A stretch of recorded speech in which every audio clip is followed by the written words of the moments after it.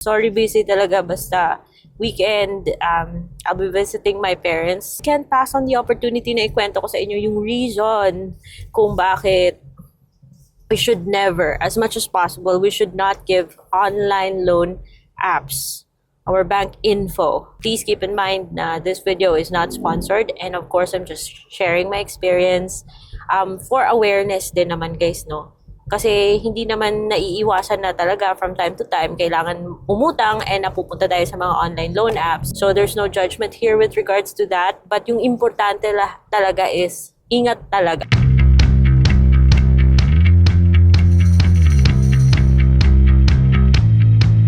Ingat. Oh, by the way, hindi ko pala i-mention yung name ng loan app because I don't have proof exactly na yun talaga yung reason. Let me just tell you the story. So, yun, meron ako isang online loan app na recent kong in-applyan at ni-review.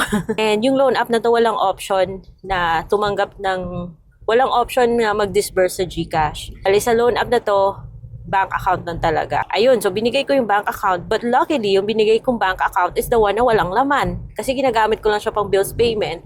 It's Union Bank. Kasi yung loan app na to, legit ha. I'm not saying na lahat ng agents niya ay hindi mapagkakatiwalaan. It's just that, hindi talaga maiwasan na may isa talagang yung, alam nyo, masamang damo, may masamang intention, ubas, masamang tao. Kahit na sabihin mong legit yung app, meron talagang ganun. There's always one bad or two bad apples in the bunch. So, sa loan app na to, binigay ko yung aking Union Bank. Wala naman palaging laman yan. Okay.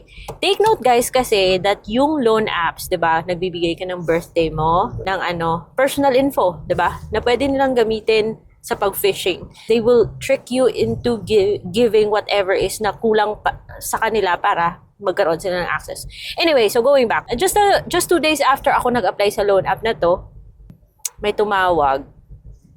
And sabi, from fraud department daw siya ni Union Bank. Nakakatawa pa, guys, kasi yung sa loan app na to pala, yung ginamit ko is yung maiden name ko ha. Kasi yung sinamit kong ID dun sa loan app na yun was also an ID kung saan yung maiden name ko pa yung andun. So tumawag sa akin yung sabi niya, from fraud department daw siya ng Union Bank. And hinahanap si ganito. Yung binanggit niya was my maiden name. Bakit? As much as possible, huwag kayong mag-yes or no, guys. Just parang, bakit? Say anything else but yes. Parang, ginanon ko. Bakit? Ako, this is me speaking. Ayun. Napatawag daw kasi gusto niyang i-verify na ako daw yung nag-initiate ng transfer na 48,000 to a particular something. May pangalan pa. Sabi ko, no. I did not initiate any transfer. I'm not authorizing that transaction. Sabi ko sa kanya, wala. Sabi niya, may iba po bang may access sa Union Bank mo? Sabi ko, wala. Tapos sabi niya, okay ma'am, rest assured that we will cancel this transaction. Yun yung sabi ng so-and-so rep from the fraud department. Matanong lang po ma'am, just for verification, magkano po yung balance sa account nyo ngayon? Ba't po tatanong ko ng balance? Di ba nakikita yun? Anyway, walang laman yan. Dahil pang bills payment lang yan. Sabi niya, thank you, yung ganon. I feel like, kung merong laman, nagsabi ako may balance doon, I feel like meron siyang further questions. Pero nung sinabi ko wala siyang laman, binaba. Okay ma'am, thank you so much. Rest assured, ika-cancel namin yung transaction. Parang fishy yung call.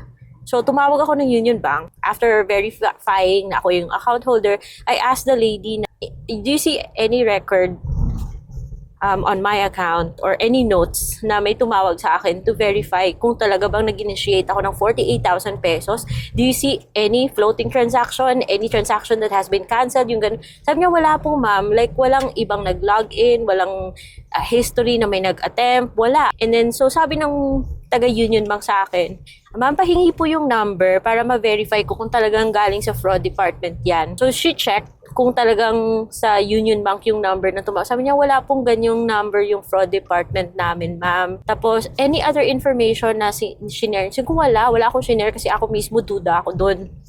So, sabi niya, wala pong ganong number yung fraud department namin. And if ever, na never daw sila nagtatanong ng balance sa account.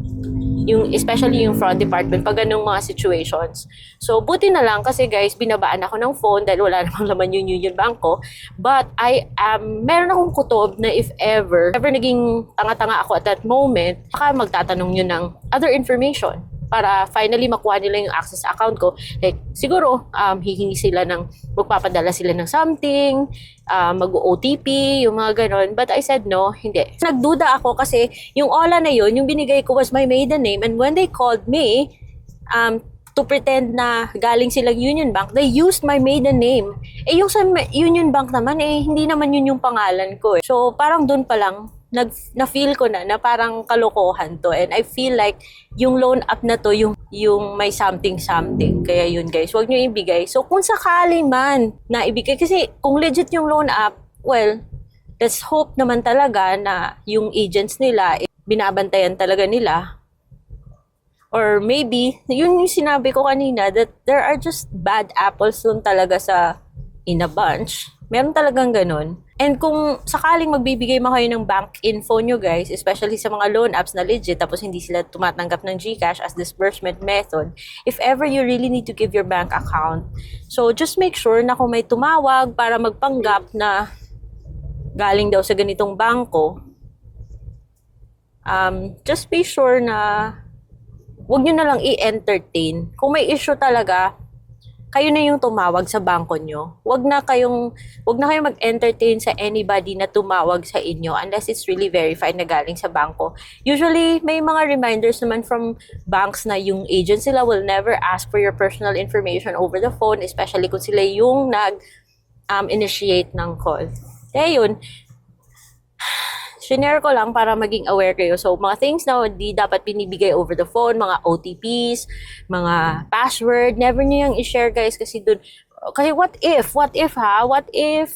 nagkaroon ng access yung ng rep na yun sa Union Banko, wala akong utang dun sa isa kong account, diba? Dun sa isang loan app na yan kasi nabayaran ko na.